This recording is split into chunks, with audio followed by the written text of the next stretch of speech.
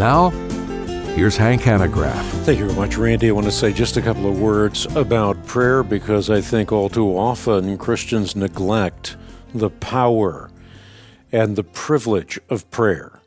I remember when I was writing a book called The Covering, God's Plan to Protect You from Evil, that I felt spiritual conflict at its perhaps greatest in my life. At times I had an irrational certainty that I could not finish that project. It was as though I could smell the tempter's putrid breath as I was bombarded with disorienting blows of doubt and discouragement and despair. And while I could not discern his seditious slurs with my physical ears, somehow they did penetrate the ear of my mind. But it was in the throes of spiritual battle that I was certain that I had to find a way of overcoming. And when I could no longer stand, I inevitably crumpled into what I discovered was a position of power, because on my knees in my secret place, I was once again emboldened to stand firm against the spiritual forces of evil in the heavenly realms. So I would point out to everybody listening in today that prayer is not a mere piece of the covering mentioned by Paul in Ephesians chapter 6. It's much more than that. Prayer is indelibly woven into each piece of the full armor of God. It is to the armor what oxygen is to the lungs. Prayer is the given.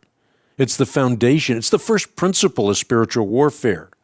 Little wonder, then, that the Apostle Paul urges us to pray in the Spirit on all occasions, because to do that is to pray in concert with the will and the purposes of God. Only as the Spirit empowers our prayers in accordance with the will of God is the covering finally complete.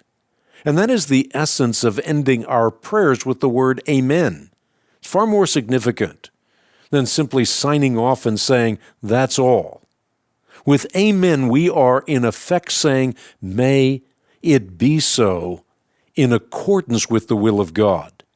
It's a marvelous reminder that any discussion on prayer must begin with the understanding that prayer is a means of bringing us into conformity with the will of God, not a magic mantra, which ensures God's conformity to ours. I've written a book on prayer as well. It's called The Prayer of Jesus, Secrets to Real Intimacy with God. It is available through the ongoing work of the Christian Research Institute.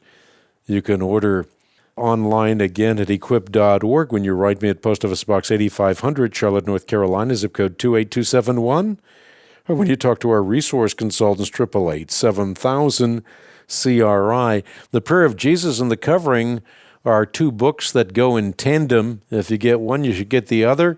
Again, you can check it out on the web at equip.org.